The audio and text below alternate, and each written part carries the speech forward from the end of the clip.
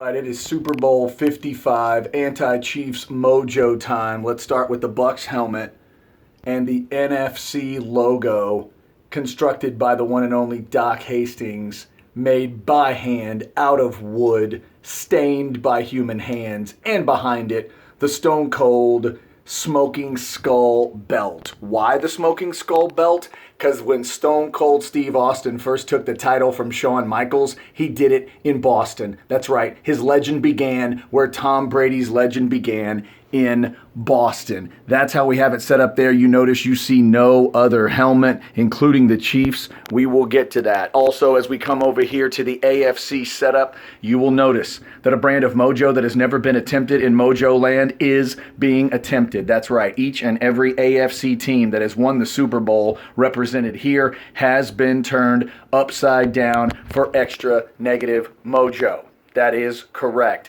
Now, in terms of the NFC, there is no reason to do that to any team except, maybe that one right there, because that's the Eagles, and that's who Andy Reid coached in Super Bowl 39 when Tom Brady got him the first time. We'll talk about the next time in a minute, but there's a little anti-Eagle mojo for you. And for you Star Wars folks, that's Jar Jar Binks with a nail in his throat, just cuz. All right, never bad mojo on that. Let's wheel around here to where the real mojo will begin, where the shrine will be constructed. That's right, the Sapp Brooks section of the room. I don't need to explain to you why these two jerseys are important. The jersey on your left, the Warren Sapp jersey, is the jersey my wife wore during Super Bowl 37 when the Bucs got their championship. It is now enshrined on the wall. Of course, Derek Brooks, Defensive Player of the Year, the Super Bowl year, and had the big interception to close the game. No other explanation necessary. Now we make our way to the shrine itself. You remember the anti-mojo trash can. Well, this week, obviously, you've got to have the Chiefs helmet inside. Also, before we get there, down in there, you'll see the wood. That is the American Football Conference, the AFC logo, constructed by Doc Hastings, but I'm sure he'll be okay with it being upside down in the trash can for anti-mojo. Kansas City helmet upside down. Texas Tech helmet also inside there. Of course, Patrick Mahomes went to Texas Tech. Since that pattern worked before, we'll go ahead and do that again. And you notice the Green Bay Packers football smashed in there. Gotta thank Mojo Man for that. Who's Mojo Man? I'm not telling, but Mojo Man knows who he is. Mojo Man is a man that has more NFL collectibles than maybe anyone that has ever lived, and he's passed some of them on to me. That one right there was inserted last week, and it helped the Bucs to beat the Packers in the NFC Championship game. Speaking of Mojo Man, he is also responsible for these pennants. That would be Packers over Chiefs. That's right. Super Bowl I. Mr. Bart Starr and his crew beat the Chiefs. We're going to use a little Super Bowl I mojo on the Kansas City Chiefs. So now we take our lid, we put it right on top, and you can just feel the negative energy build. How are we going to construct this bad boy? Well, first you're going to go with a little back pillow. That's right. You got to have the back pillow.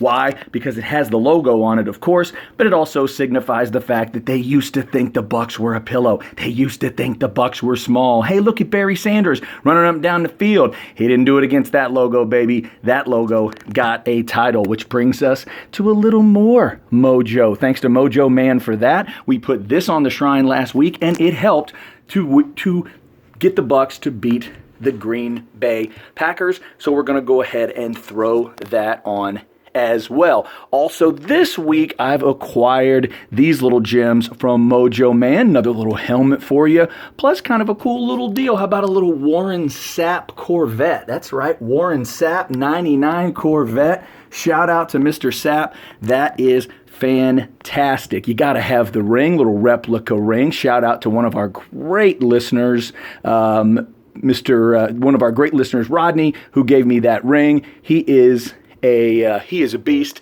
and the ring is fantastic. Let's just get a little closer to that. That is fantastic. Randall, not Rod. Did I say Rodney? Randall, the great listener that gave me that one. Shout out to him. Fantastic. Also, back to Mojo, man. Oh, the Bucs, when they won that Super Bowl, they beat those guys right there. So we'll just leave that right there. Bucs on top of Raiders.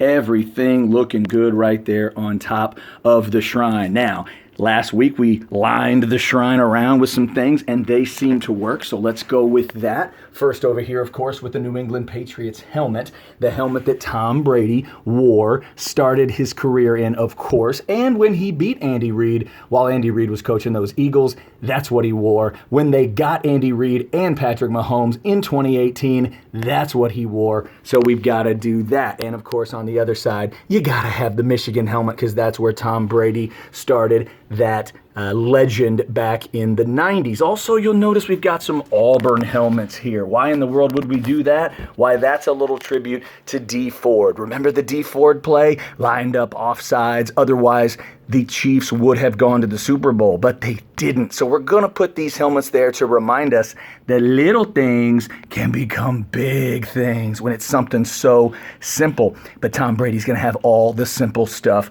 covered. And that brings us to the graveyard. That's right. The graveyard, the boneyard, the boulevard of broken dreams. It starts with the Redskins helmet. That would have the Utah helmet inside, of course, because that's where Alex Smith played his college ball. We work our way around to the Saints helmet. Everybody knows it was Purdue. That helmet inside there. And then, of course, the Packers helmet with the cow helmet inside, signifying the defeat of one Aaron Rodgers. Isn't that beautiful right there? Let's just take a step back, shall we? We're checking that out. That looks good. I'm liking D. Brooks. I'm liking Warren Sapp. Looks fantastic. Oh, there's a little Bucs helmet there. That seems pretty appropriate. But you know what else?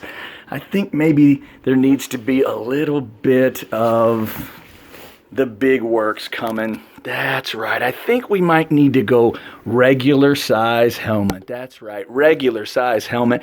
Let's just slide that bad boy in there. That is beautiful. By the way, helmet autographed by none other than Tony Dungy, the man who helped to build that first Bucs championship. Shout out to Rick Sacamano for that gift. He's fantastic as well. He's helping the mojo. So if I can count right, that would be 1, 2, 3, 4, 5, 6 flags visible. 6 flags symbolizing the 6 Super Bowl championships that Tom Brady has won so far. But of course, he is going for number 7. There you have it. Your Bucs mojo is set up.